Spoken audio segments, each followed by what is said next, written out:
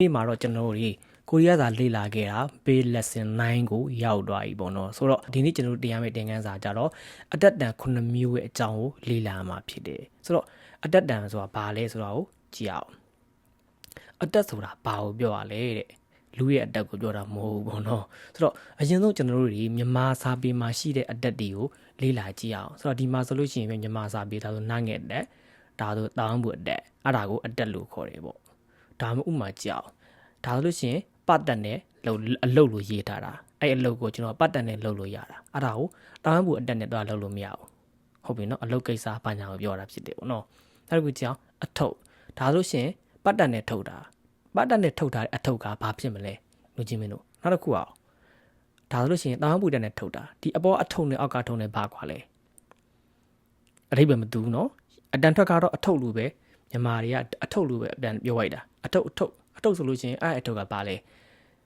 ဲအိတ်ထဲမှာအင်ဂျီထဲမှာဘာထားအိတ်ထဲမှာထည့်ပြီးထုတ်ထားတဲ့အထုပ်ကိုလားဒါမှမဟုတ်အပြင်ဆွဲထုတ်တဲ့အထုပ်လားအထိပ္ပယ်ကမတူဘူးပေါ့နော်အပေါ်ကပတ်တက်နဲ့ထုတ်တာကြတော့အထုပ်ပိုးတွေပါတွေပြောတာဖြစ်တာပေါ့နော်တခုတည်းကိုဆွဲအထုပ်တွေကိုထည့်ပြီးထုတ်တာမျိုးထုတ်ပိုးတဲ့နေရာမှာသုံးတာအောက်မှာရှိတဲ့တက်နဲ့ထုတ်တာကြတော့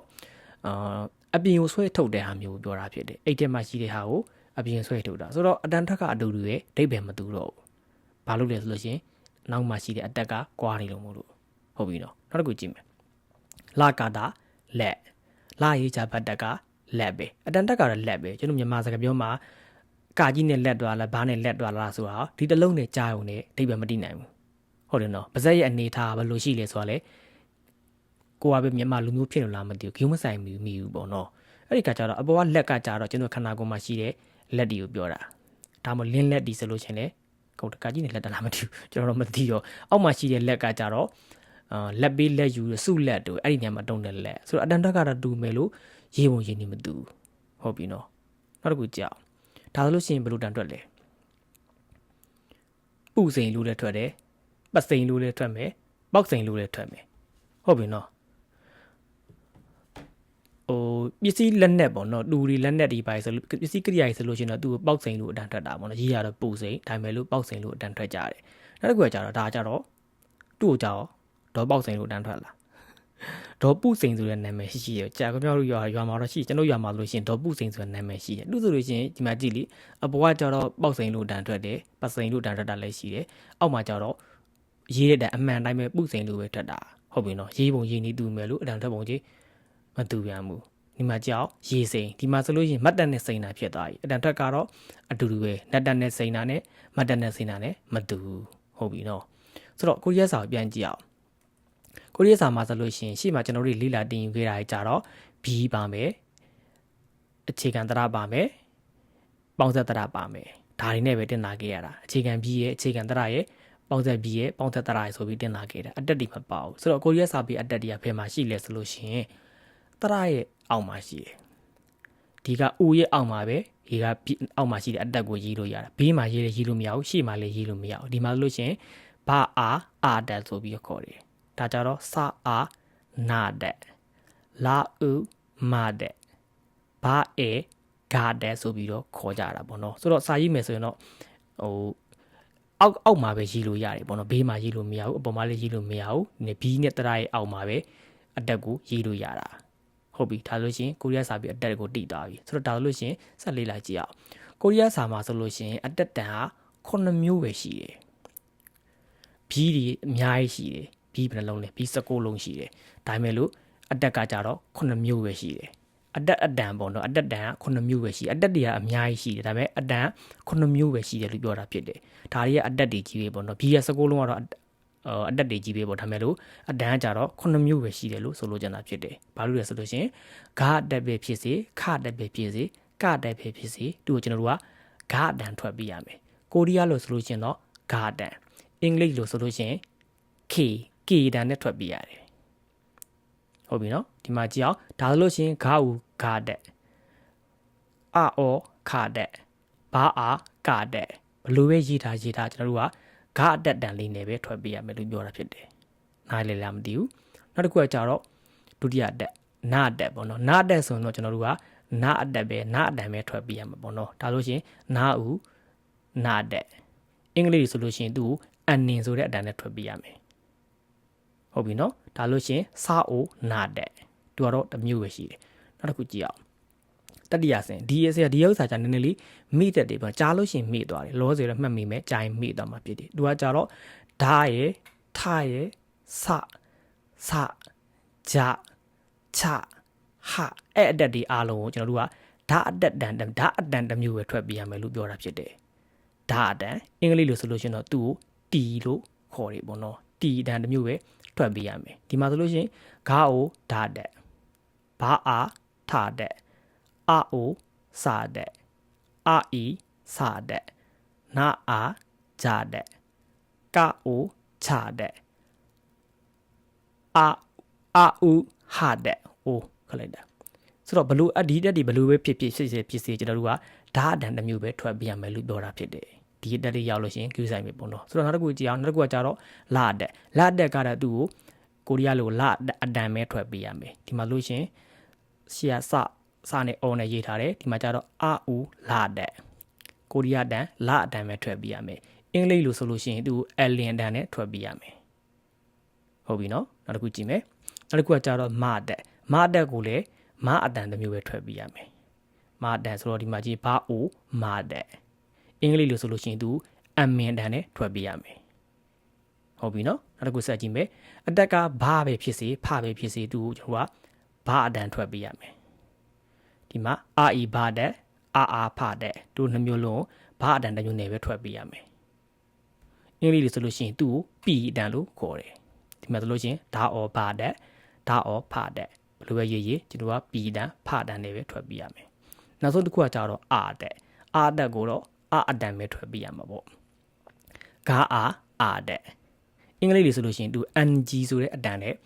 ထွက်တယ်ပေါ့နော်ဆိုတော့ဒီမှာတော့ဂါအာတက်ဆိုတော့ဒီအတက်တွေခုနှစ်မျိုးကိုတိတာပြီဆိုလို့ရှိရင်ကိုရီးယားစကားကိုအခြေခံရေးတဲ့ဖတ်တတ်သွားပြီလို့ပြောလို့ရတယ်ဒါကနောက်ဆုံးအဆင့်လို့ပြောလို့ရတယ်ပေါ့နော်ကိုရီးယားစာမှာဆိုလို့ရှိရင်ရှေ့မှာကျွန်တော်တို့ကဘီးတွေတက်တာတွေတင်လာပြီးသွားပြီဆိုတဲ့အခါကျတော့ဒီနေ့အတက်တန်တင်လို့ရှိရင်ပြီးသွားပြီဆိုတော့အတက်တန်တွေကများတာဖြစ်တဲ့အတွက်ကျွန်တော်ကဒီအတက်တန်ခုနှစ်မျိုးခုနှစ်ခုထပ်ပြီးတော့ခွဲပြီးတော့တင်ပေးမယ်ပေါ့နော်ဒါမှဒါမှတ်မိလို့ရမှာဖြစ်တယ်ဆိုတော့ဒီနေ့ကျွန်တော်တို့တွေဂါအတက်အကြောင်းကိုဆက်ပြီးတော့လေ့လာကြည့်ကြရအောင်ကျွန်တော်အခုဒီရှင်းပြတွေရိုင်းနားလေလားမသိဘူးနားမလည်တင်ပြန်ပြီးတော့ကြည့်တဲ့ကျင်းတယ်ပေါ့နော်ဆိုတော့နားလေသွားပြီဆိုလို့ရှိရင်ဒီနေ့ကျွန်တော်တို့ဂါအတက်ကိုလေ့လာကြည့်ကြရအောင်အတက်ကဂါပဲဖြစ်စေကာပဲဖြစ်စေ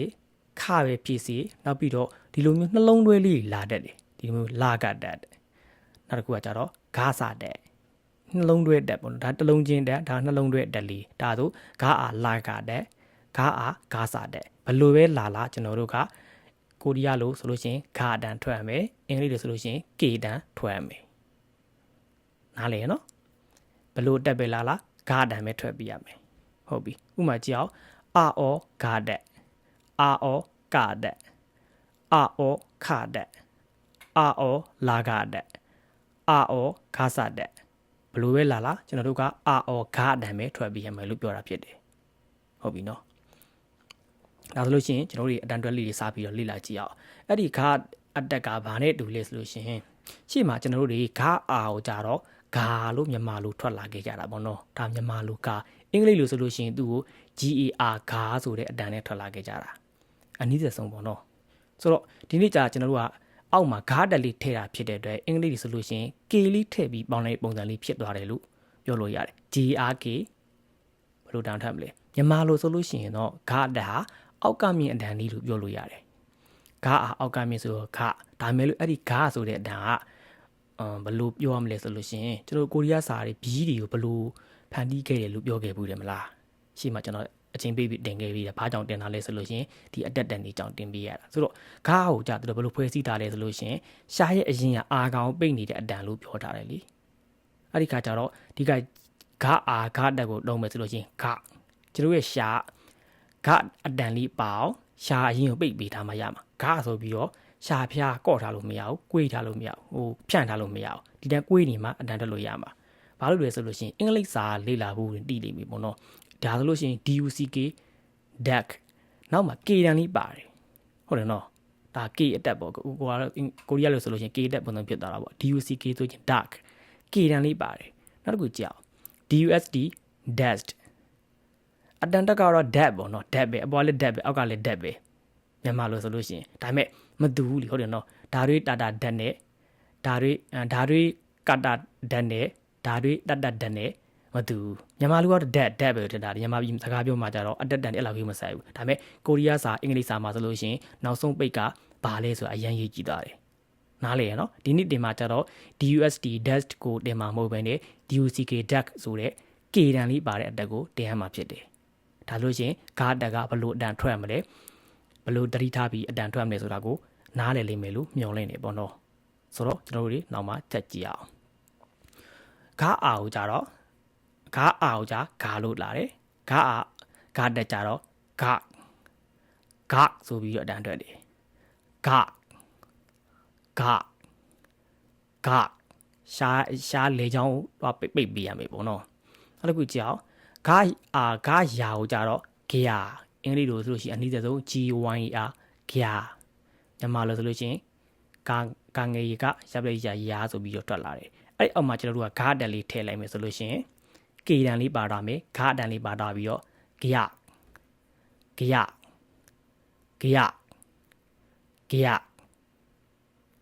ဟုတ်ပြီလားနားလေလားမသိဘူးအောက်ကပြင်တန်လေးပါမယ်ပြီးတော့ဂါလေချောင်းကိုရှားပိတ်ထားတဲ့အတန်လေးထွက်ပေးရမယ်ပေါ့ဂါတန်လေးပအောင်ထွက်ပေးရမယ်ပေါ့ဟုတ်ပြီဒါလို့ရှိရင်နောက်တစ်ဖြစ်သွားကြည့်အောင်ဂါအိုကြတော့ဂေါလို့တန်ထွက်ခဲ့ကြတယ်လीဟုတ်တယ်မလား GW ဂေါ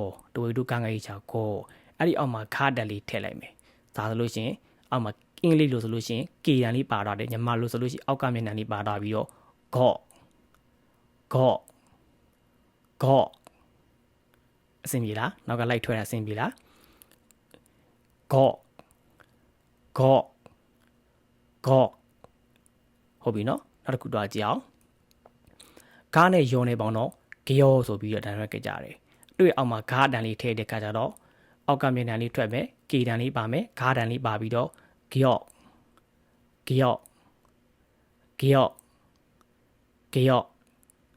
ဟုတ်တယ်နော်အတန်ပိတ်သွားတဲ့တန်လေးဖြစ်နေရမယ်โอเคဒါလို့ရှင်အဆင်ပြေနောက်တစ်ခုထပ်တွားကြည့်မယ်ဂါနဲ့အိုနဲ့ပေါင်းတဲ့ခါကျတော့ကိုဂါငယ်လုံးတစ်ချောင်းရင်ကိုတန်ထွက်တယ်ပေါ့နော်အင်္ဂလိပ်လိုဆိုလို့ချင်း GO လို့တော့ရေးမလားမသိဘူးပေါ့နော်ဆိုတော့ဂါနဲ့အိုနဲ့ပေါင်းတော့ကို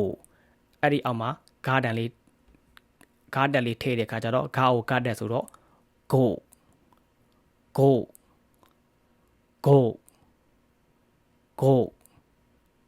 ဟုတ်ပြီနော်နောက်တစ်ခုတော့ကြည့်အောင်ဂါနဲ့ယိုနဲ့ပေါင်းတော့ဂီယိုဂါယိုဂါတက်ဆိုတော့ဂီယိုအောက်ကမြင့်တန်လေးပါမယ်ဂါလေချောင်းလေးပိတ်တဲ့ပုံလေးထည့်ပြီးမယ်ဟုတ်ပြီဂါနဲ့ဦးနဲ့ပေါင်းတော့ဂူဂါဦးဂါတက်ဆိုတော့ဂူ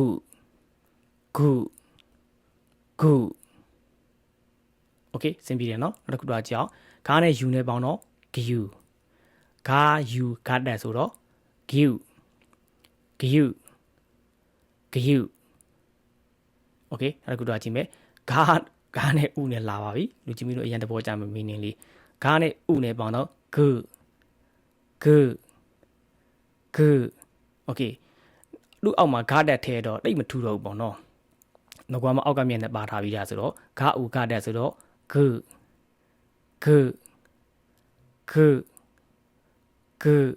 တွားရဲ့အနေတာနှက်ခမ်းရဲ့အနေတာလေးပဲကြည့်ဆိုင်ရပေါ့နော်ဆိုတော့အန်တက်ကတော့အတူတူလွယ်နောက်တစ်ခုကြည့်မယ်နောက်ဆုံးတစ်ခုကကြာဂါအီဆိုတော့ဂီတွေ့ရအောင်မှာဂါတက်လေးထည့်တော့ဂါအီဂါတက်ဂီ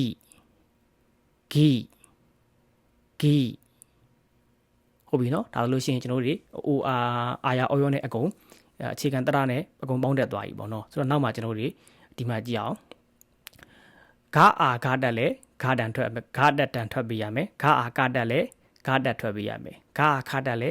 ဂါတက်တန်ထွက်ပေးရမှာဖြစ်တယ်ပေါ့နော်ဆိုတော့ဘလူးပဲလာဒီကဂါနာအောက်ကမြင့်နိုင်မဲ့ထွက်တာဖြစ်တယ်ပေါ့နော်အဲ့ဒီကကြတော့တစ်ခုတည်းအတန်တစ်ခုတည်းနဲ့ပဲကျွန်တော်တို့ကထွက်ရမှာဖြစ်တယ်ပေါ့နော်ဆိုတဲ့ခါကျတော့ကျွန်တော်တို့ဒါလေးတွေကိုအတန်ပိုင်းလေးတွေနားထောင်ကြည့်အောင်ဆိုတော့ဖွင့်ပြမယ်ခ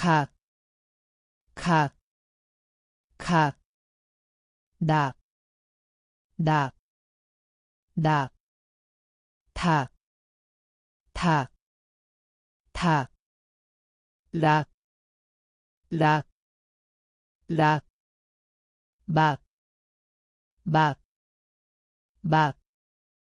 착, 착, 착, 착, 착, 착, 칵, 칵,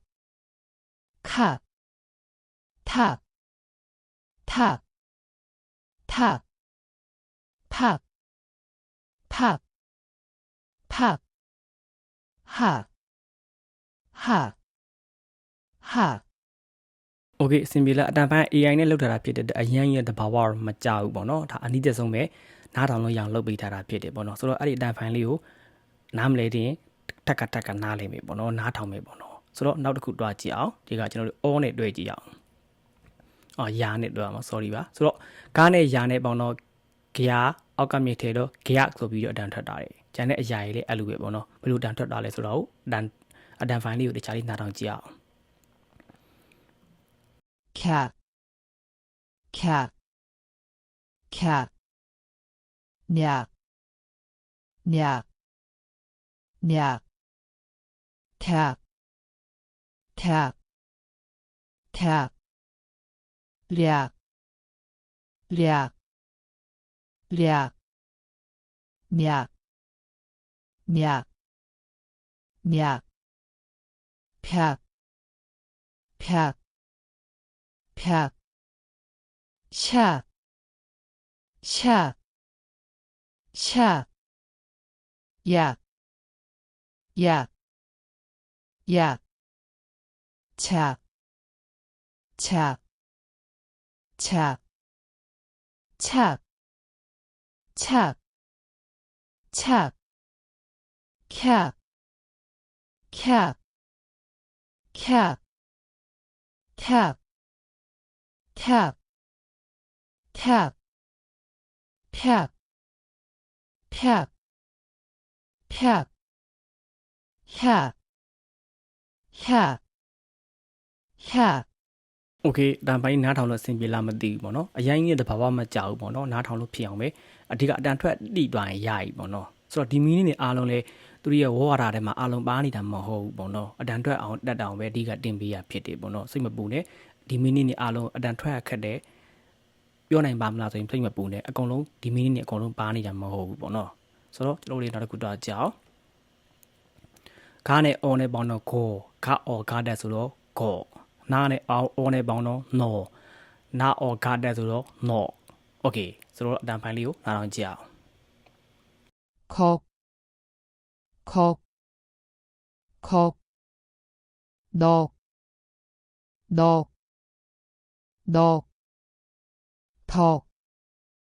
턱, 턱, 럭, 럭, 럭, 먹, 먹, 먹, 퍽, 퍽, 퍽, 석, 석, 석, 억, 억, 억, 적, 적, 적, 척, 척, 척, 턱, 턱, 턱, 퍽,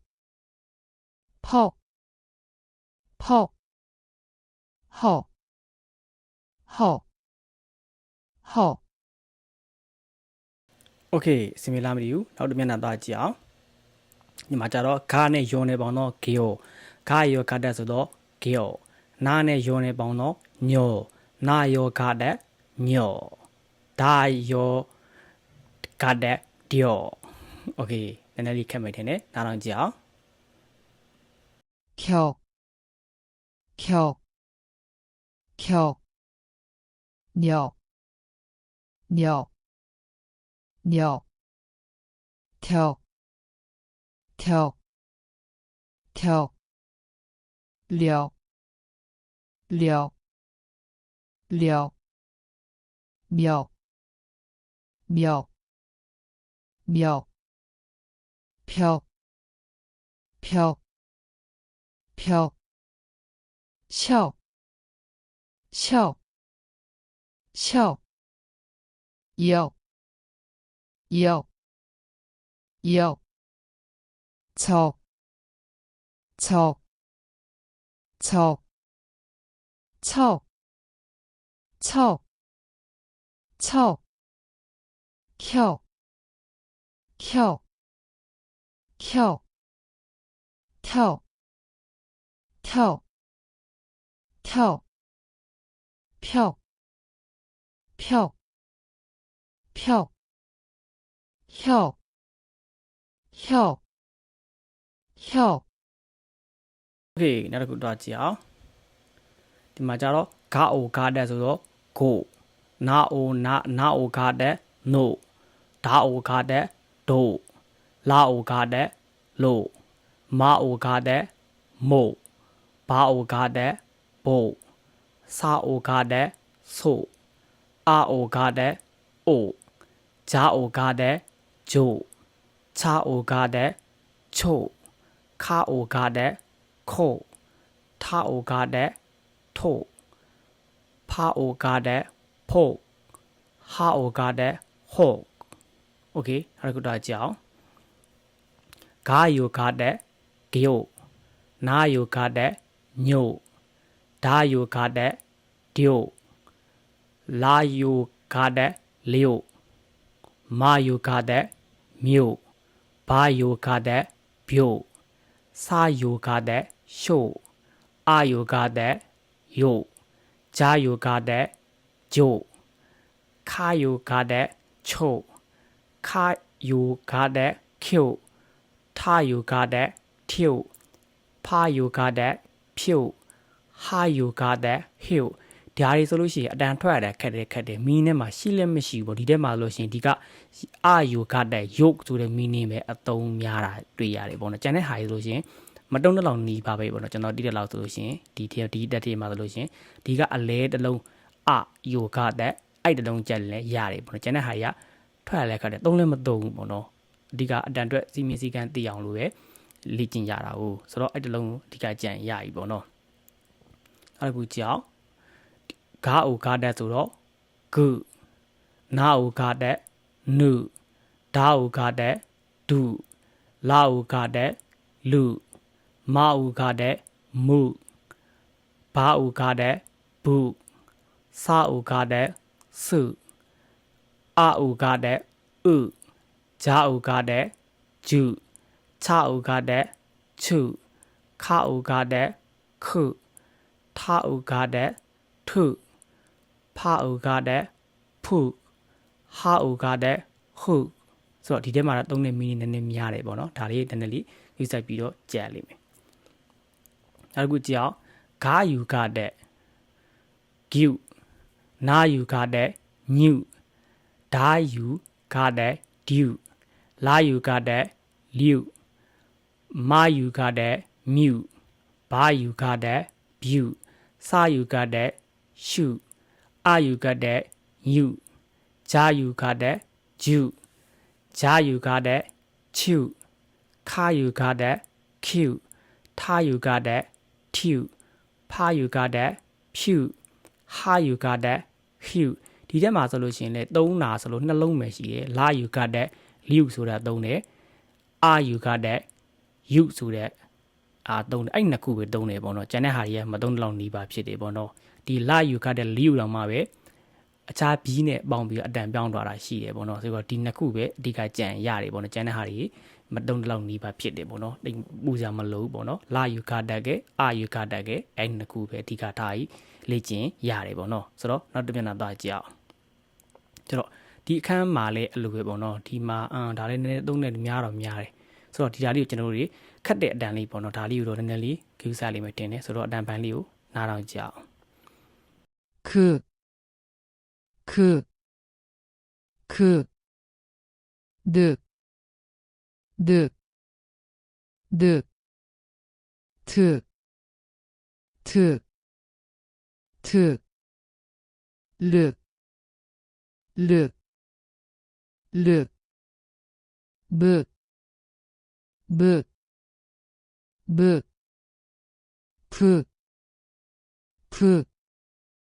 푸 측, 측, 측, 으, 으, 으, 측, 측, 측, 측, 측, 측, 크, 크, 크, 특, 특, 특, 푹, 푹, 푹, 흑, 흑, 흑. Okay နောက်ဆုံးတစ်ခုတွားကြအောင်ဒီတက်မှာလေသုံးတာလေးနည်းနည်းများတယ်ပေါ့နော်ဒါလေးတွေနည်းနည်းလေးကြီးဆိုင်ပြီးတော့လေ့ကျင့်မယ်ဆိုတော့ဂါဤဂါဂါဤယာဂီဂါဤဂါတက်ဆိုတော့ဂီနာဤယာနီနာဤဂါတက်ဆိုတော့နီ Okay ဆိုတော့ဒါပိုင်းလေးနားထောင်ကြည့်အောင် 키, 키, 키, 니, 니, 니, 티, 티, 티, 리, 리, 리, 미, 미, 미, 피, 피, 피, 시, 시, 시, 이, 이, 이, 직, 직, 직, 칙, 칙, 칙, 킥, 킥, 킥, 틱, 틱, 틱, 픽, 픽, 픽, 히, 히, 히. Okay နားထောင်ရတာပြင်းသွားလာပြီလို့ထင်ပါတယ်ဆိုတော့ရှင်းမှာတင်ထားတဲ့ဟာလေးတွေကိုတေချာလေးလေ့ကျင့်မယ်ပေါ့နော်ဇာတ်လေးနဲ့လေ့ကျင့်မယ်ပေါ့နော်လေ့ကျင့်ပြီးသွားပြီဆိုလို့ရှိရင်နောက်မှာကျွန်တော်တို့တွေ meaning လေးတွေဆက်ပြီးတော့လေ့လာလို့ရမယ်ပေါ့နော်ဆိုတော့ meaning လေးတွေကျွန်တော်တို့တွေနည်းနည်းလောက်လေ့လာကြည့်ကြအောင်ဆိုတော့ရှေ့ဟာတွေကိုရေးရမပြင်းလို့မရေးချင်ဘူးဆိုရင်တော့နောင်မှပဲပေါ့နော်ဒီက meaning တွေတော့ရေးပြီးတော့ကြက်မှရတယ်ပေါ့နော်ဆိုတော့ဒီ meaning လေးတွေကိုရေးပြီးကြက်လိုက်ခြင်းအပြင်ရှေ့မှာတင်တတ်တဲ့ဟာတွေကအော်တိုအလွတ်ရသွားလိမ့်မယ်ပေါ့နော်ရှေ့မှာကျတော့ဒီကအတန်ထွက်ပုံထွက်နည်းကိုပဲဒီကလေ့လာတာဒီက meaning တွေကကျတော့မဟုတ်ဘူးရေးပြီးတော့ကြက်မှကိုရမှာဟာတွေဖြစ်တယ်ပေါ့နော်ဆိုတော့ဒီ meaning လေးတွေကိုကျွန်တော်တို့တစ်လုံးချင်းစီဖတ်ပြီးတော့ကြက်ကြအောင်ဆိုတော့ရှေ့မှာရေးထားတာကစာအူဆိုတော့စုဘာအာဂါတက်ဆိုတော့ဘာစုဘာစုဘာစုဘာ Okay နောက်တစ်ခုကြည့်အောင်အာယာဂါတက်ဆိုတော့အာနဲ့ယာနဲ့ပေါင်းတော့ယာအာယာဂါတက်ဆိုတော့ယယယ Okay ဘာနဲ့အိုနဲ့ပေါင်းတော့ဘူးအာနဲ့အောနဲ့ပေါင်းတော့အောအာအောခါတက်ဆိုတော့အော့အော့ဘူးအော့ဘူးအော့ဘူးအော့ဘာနဲ့အာနဲ့ပေါင်းတော့ဘာအာကတက်ဆိုတော့ဘာချားနဲ့အဲနဲ့ပေါင်းတော့ချဲချားအဲကတက်ဆိုတော့ချဲ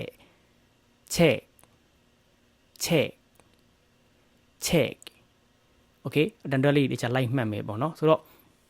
meaning လေးတွေကိုကျွန်တော်ကဒီ application ထဲမှာထပ်ပြီးတင်ပြီးထားမယ်ပေါ့နော်အဲ့မှာအတန်ပိုင်းလေးတွေဒီတက်ပြီးနားထောင်ကြည့်လို့ရတယ်ပေါ့နော်ဆိုတော့နောက်တစ်ပြန်တော့ကြည့်အောင်ဂါနဲ့အာနဲ့ပေါင်းတော့ဂါဂျာနဲ့အိုနဲ့ပေါင်းတော့ဂျိုးဂျာအိုကတက်ဆိုတော့ဂျိုးဂါဂျိုချာနဲ့ဦးနဲ့ပေါင်းတော့ချူချာအိုကတက်ဆိုတော့ချူဂါနဲ့ဦးနဲ့ပေါင်းတော့ဂူချူကူဒီနေရာမှာချူကူဆိုပြီးတော့အတန်ထွက်တယ်ပေါ့နော်ဘာလို့လဲဆိုတော့ရှေ့မှာအခြေခံဘီနှစ်ခုပေါင်းလို့ရှိရင်ပေါင်းတယ်ဘီဖြစ်သွားတယ်မလားဒီမှာဆိုလို့ရှိရင်ဂါနဲ့ပေါင်းတော့ကာကြီးတန်ထွက်တာပြီးတော့ချူကူဆိုပြီးတော့အတန်ထွက်တာတယ်နားလေလားနောက်တစ်ခုကြည့်အောင်စာအုပ်ကတက်ကစုဂျာအေယာဂျဲစုဂျဲဆိုမယ်လို့ဒီမှာလက်ဂါနဲ့ဂျာနဲ့ပေါင်းသွားပြီးတော့နောက်မှာရှိတဲ့ဂျာကို ကြတန်ထွက်သွားတာမျိုးရှိတယ်ပေါ့ထွက်သွားတယ်ပေါ့နော်ဆိုတော့ကစုကျဲဆိုပြီးတော့ကာကြီးရပင်နောက်တို့ပြီးကျဲတန်ထွက်ပေးရမယ်ဆိုတော့ကြည့်အောင်စုကျဲစုကျဲစုကျဲစုကျဲဟုတ်ပြီနောက်တစ်ခုကြည့်အောင်ဂါအီယာဂီစာအူဝါစုစာအူဂါတက်ဆိုတော့စုစာအားစာဂီစုစာဂီစုစာဂီစုစာဒီမှာလည်းအဲ့လိုပဲเนาะဂါနဲ့စနဲ့ပေါင်းပြီးနောက်ကစနှလုံးတန်ထွက်တာပေါ့เนาะစလိန်တန်ထွက်တာလားစလုံးတန်ထွက်တာလားမသိဘူးဆိုတော့နောက်တော့ကြည့်အောင်ဂီစုစာဂီစုစာဂီစုစာအာအီယာအီအာအီလာနဲ့ဂါနဲ့ပေါင်းရင်လည်းကျွန်တော်တို့ကဂါတန်ပဲထွက်တာဖြစ်တဲ့အတွက် ik ဆိုပြီးတန်ထွက်တာတယ်နောက်မှာဒါ ik da ik da ဒီမှာလဲတတန်ထွက်တယ်ပေါ့နော်နောက်မှရှိရဲ့ဓာမဟုတ်ဘဲနဲ့တတန်ဖြစ်သွားတယ်ဂါနဲ့ဓာနဲ့ပေါင်းပြီးတော့နောက်မှရှိရဲ့ဓာတတန်ပြောင်းသွားပြီးတော့ ik da ik da ik da โอเคနားလေကြားလားမသိဘူးနောက်တစ်ခုတော့ကြောင်းအိုးပြီးသွားပြီโอเคဆိုတော့ရှေ့မှာရှိတဲ့မီနင်းလေးတွေကိုကျွန်တော်တို့တွေတလုံးချင်းစီရေးပြီးတော့ကြက်ကြမယ်ပေါ့နော်ဆိုတော့ဒါဆိုလို့ရှိရင်မီနင်းအတန်အတွက်လေးတွေကိုနားလေသွားလိမ့်မယ်လို့မျှော်လင့်ပါတယ်ဆိုတော့ဒီနေ့တင်ခန်းစာတော့ဒီလောက်ပဲပေါ့နော်ဆိုတော့အားလုံးပဲအဆင်ပြေကြပါစေလို့မျှော်လင့်ပါတယ်မီနင်းလေးတွေအလုံးချင်းစီရေးကြက်ဖို့တော့မမေ့နဲ့ပေါ့နော်ဆိုတော့နောက်နေ့မှာကျွန်တော်တို့အခြားအတက်လေးတွေကိုဆက်ပြီးတော့လေ့လာကြည့်ကြရအောင်ဆိုတော့အားလုံးပဲအဆင်ပြေကြပါစေစိတ်တက်မကြဘဲနဲ့ဆက်လက်ပြီးတော့လေ့လာနိုင်ကြပါစေလို့ဆုတောင်းပေးလိုက်ပါတယ်ခင်ဗျာ